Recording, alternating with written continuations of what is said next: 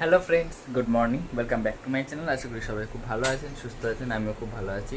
আজকে হচ্ছে মঙ্গলবার, আর ঘড়ি কাটা চলে গেছে 7:15 ঘরের কাছাকাছি। আমি 7টার দিকেই উঠলাম, ব্রাশ ফ্রাশ করলাম।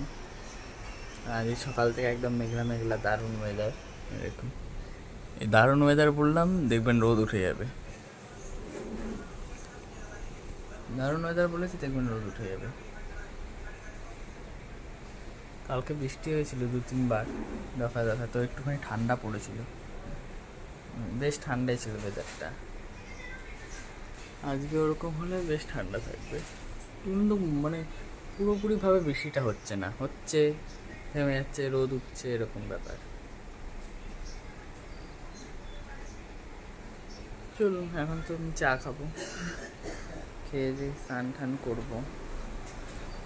ডিউটি ইজ ডিউটি, তারপর পুজো দেবো। আমার চা করছে এখানে,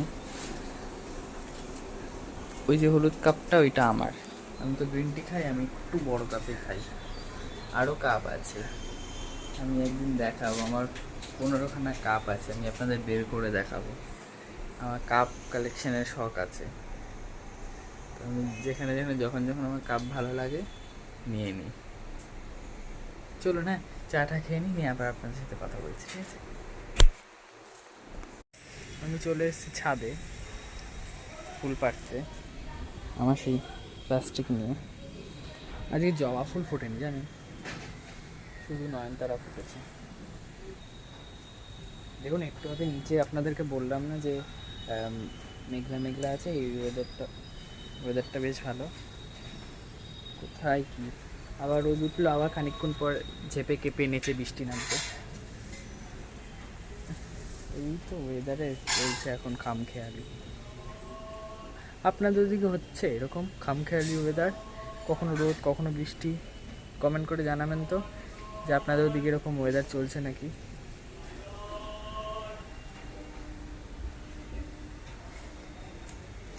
আজকে একটা গোলাপি নয়নতারা ফুটেছে।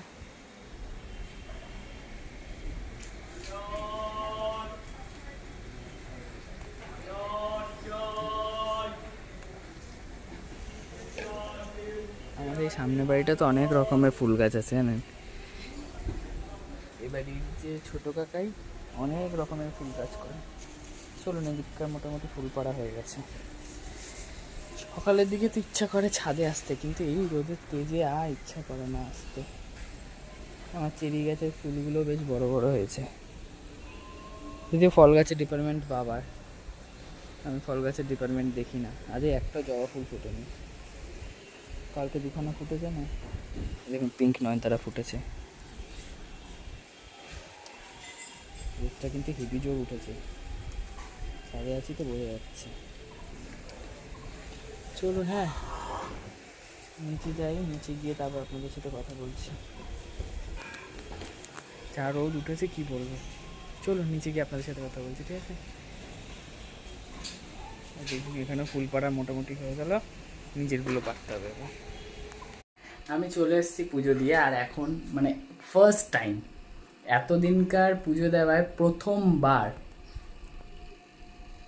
এখন তো 10টা বাজে 5 মিনিট বাকি, আমি পুজো দিয়ে ঘরে এসেছি 9টা 40-এ। ফার্স্ট টাইম এত তাড়াতাড়ি আমি পুজো দিয়েছি। তাড়াতাড়ি বলতে একবারে ট্রেন চালাইনি পুজো দেওয়ার সময়, মানে কী বলবো, তাড়াতাড়ি গেছি, তাড়াতাড়ি হয়ে গেছে এরকম। তবু আজকে ভীষণ তাড়াতাড়ি হয়েছে। তাহলে এটা ভাববেন না যে আমি পুজো দিতে গিয়ে বুলেট ট্রেন চালিয়েছি, একদমই না। বুলেট ট্রেন চালাইনি, বুলেট ট্রেন চালাতে ইচ্ছা করে না পুজো দেওয়ার সময়। ধীরে সুস্থে আস্তে ধীরে পুজো দেবো, ঠাকুরও খুশি, আমিও খুশি। ও পুজো দিতে গিয়ে বুলেট ট্রেন, চেন্নাই এক্সপ্রেস সব চালিয়ে দেবো, ঠাকুরও খুশি হবে না, ঠাকুর ওপর থেকে ভাববে যে তুই কী পুজো দিলি রে, আমার মাথার ওপর দিয়ে বেরিয়ে গেল। যাই হোক, আমার ব্রেকফাস্ট চলে এসছে, দেখুন। এটা খিচুড়ি, এটা তো পাঁপড় ভাজা। এটা হচ্ছে কালকে খিচুড়ি করেছিল আমার মা, তো আমি তো যেহেতু খাইনি, জানেন কালকে আমার ফার্স্ট ছিল, তো আমি যেহেতু খাইনি, তো আমার মা রেখে দিয়েছিল। যারা যারা বাসি খিচুড়ি খান তারা বুঝবেন বাসি খিচুড়ি খাওয়ার মানে স্বাদটা, মজাটা, আনন্দটা, সেটা তারা বুঝতে পারবে যারা বাসি খিচুড়ি খায়। আমার দারুণ লাগে বাসি খিচুড়ি খেতে। এটাতে সেই শর্টটা পড়েনি, কিন্তু একটা মানে দেখবেন আমাদের বাড়িতে কালী পুজো হয়, আমাদের বাড়িতে বাৎসরিক পুজো হয় দীপাবলির একদিন আগে, চতুর্দশীতে। সেই দিন অনেক খিচুড়ি রান্না হয়, তো সেই খিচুড়িটা কিছুটা থেকে যায়, ওপর দিয়ে একটা যে সর পড়ে, তারপরে পরের দিন বাসি খিচুড়ি খাওয়ার যে মজা, উফ, যারা খায় তারা বুঝবে কি মজা লাগে খেতে। তখন রোদ উঠেছিল ঠিকই, এখন আবার মেঘলা মেঘলা হয়ে গেছে। চলুন ব্রেকফাস্ট করে নিয়ে আপনাদের সাথে আবার কথা বলছি, ঠিক আছে? চলুন, 10টা বাজতে যায়, চলুন। হ্যাঁ, ব্রেকফাস্ট করে কথা বলছি। এখন ঝমঝম করে বৃষ্টি নামলে দেখুন, তখন বললাম না মেঘ করছে, দারুণ ঝমঝম করে নামলো, কমেও গেছে দেখবে বা দেখুন পড়ছে একদম আস্তে, ঝিরি ঝিরি ঝিরি ঝিরি ঝিরি ঝিরি করে পড়ছে। আর এদিকে আমার ঠাকুমা ছাড়াচ্ছে কাঁঠাল। এই কাঁঠালটা হচ্ছে আমার মা বাড়ির কাঁঠাল, মানে দাদু যখন অসুস্থ ছিল, মা গেছিলো, তখন পাঠিয়ে দিয়েছেন মার হাত দিয়ে। আমার মা ওখানে রান্না করছে, আজকে আমিও একটা রান্না করবো, সেটা দেখাবো আপনাদেরকে পরে। আজ আমার একটা পার্সেল আসবে জানেন, একটা গেঞ্জি অর্ডার দিয়েছিলাম শপসি থেকে, সেটাই আসবে, দেখি কখন আসে। কমে গেল দেখুন, এরকমই চলছে, হচ্ছে হচ্ছে কমে যাচ্ছে। যাই হোক, ওয়েদারটা একটু ঠান্ডা হচ্ছে, এটাই অনেক।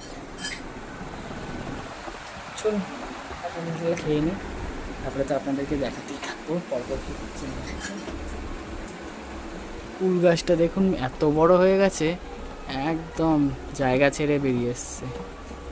ওটা হচ্ছে কুল গাছ, ওপরে যেটা রয়েছে, আর নিচেরটা বেল গাছ, নিচেও একটা ছোট্ট বেল গাছ হয়েছে।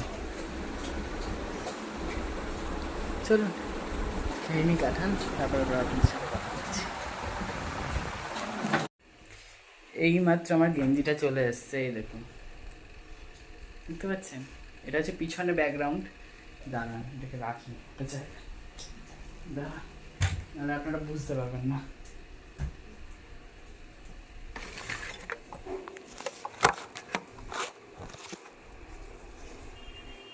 এই দেখুন,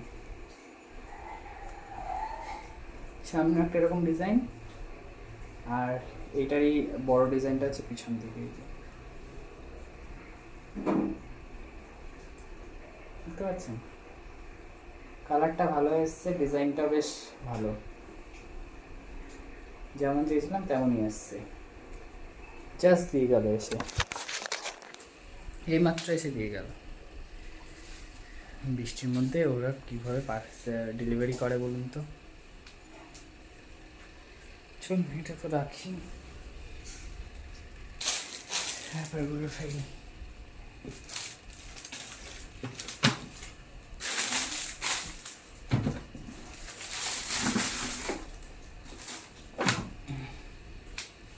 ওটা 5 বাজে, চলুন একটু পরে আপনাদের সাথে কথা বলছি, ঠিক আছে? টাটা। এদিকে বৃষ্টি থেমে গেছে, একটু পরে কথা বলছি আপনাদের সাথে। আমি চলে এসেছি এখন, যেমনটা বলেছিলাম যে আজকে আমি একটা রান্না করব, তো সেটা হচ্ছে, দারুণ দেখাই আপনাদের, ইলিশ মাছের টক। এটা ইলিশ মাছ, তেঁতুলের কাঠ, এর মধ্যে সাদা সর্ষে আর শুকনো লঙ্কা রয়েছে। যেহেতু আমরা কালো সর্ষে খাই না, তাই জন্য সাদা সর্ষে ব্যবহার করছি। তেল গরম হয়ে গেছে, মাছটাকে ভেজে নেব।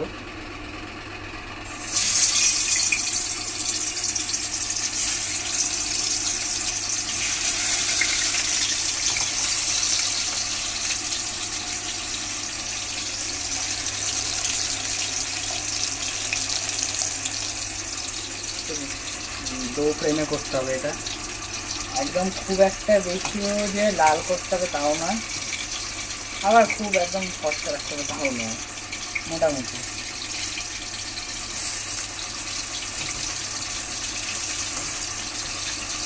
এই রান্নাটা আমি শিখেছিলাম ফোন থেকে দেখি, ইউটিউব থেকে দেখি শিখেছিলাম, একবার করেছিলাম, আবার বহুত দিন পর করছি, জানি না কেমন হবে।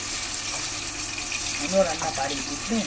টুকিটাকি শিখে রাখা উচিত, কখন দরকার পড়ে বোঝা যায় না। এজন্য কিছুটা জেনে রাখা উচিত। মাছটা ভালো করে তার সাথে সাথে আপনারা দেখতে থাকুন আমার ইলিশ মাছের টকের রেসিপিটা।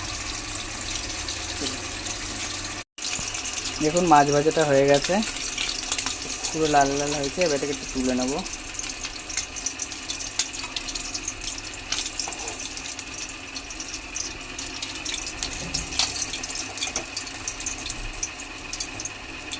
হয়ে গেল। এবার যেটা করতে হবে, এই যে তেলটা রয়েছে এই তেলটার মধ্যে আমি দিয়ে দেবো সর্ষে ফোড়ন। একটু দূর থেকেই দেবো যদি ছিটকায়।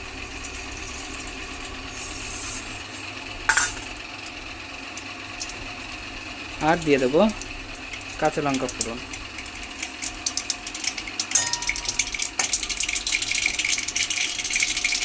বুঝতে পারছেন? এবার এটা একটুখানি সুন্দর গন্ধ ছেড়ে আসলে এর মধ্যে দিয়ে দেবো একটু জল।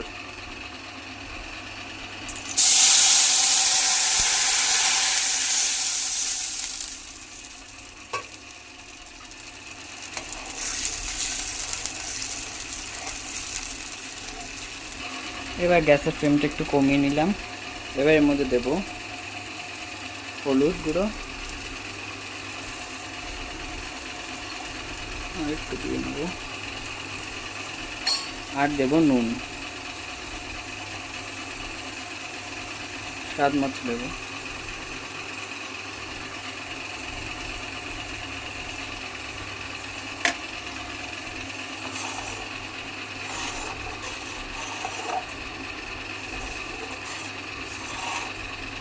এবার এর মধ্যে দেবো যে তেঁতুলের কাঠটা করে রেখেছিলাম, এই যে এটা ঢেলে দেবো।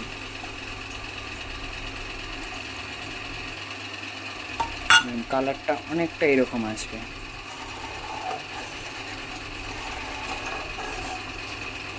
বুঝতে পারছেন?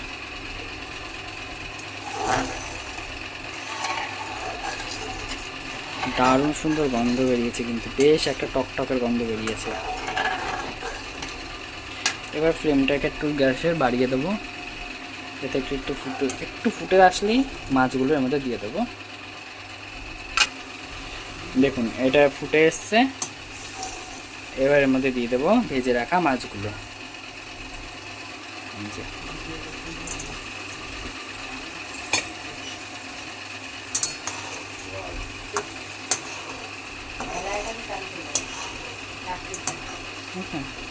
ব্যাস, এবার এর মধ্যে একটু চিনি দিয়ে দেবো।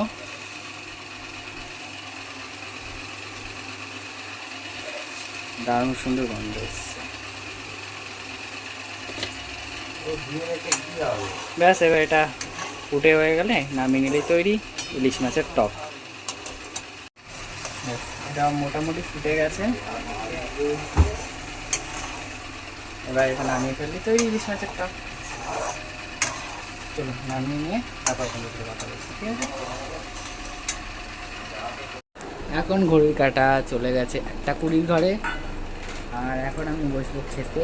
আজকে রেসিপি কী আছে দেখিয়ে দিই দাঁড়ান।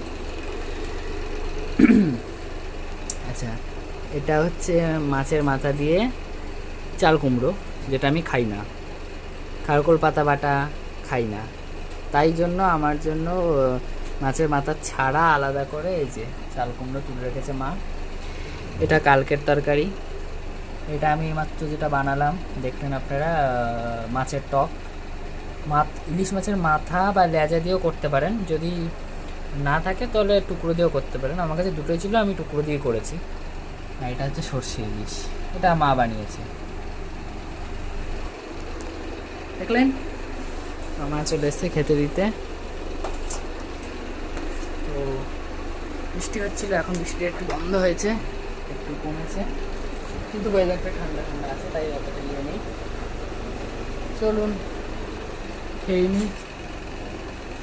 আজকে একটু তাড়াতাড়ি খাওয়া হয়ে যাবে, ইদানিং একটু তাড়াতাড়ি হয়ে যাচ্ছে, যেহেতু তাড়াতাড়ি রান্না করে ফেলছে মা। আর এই যে যেটা রান্না করলাম এটা আমি ইউটিউব থেকে দেখেছিলাম, দেখে শিখেছিলাম।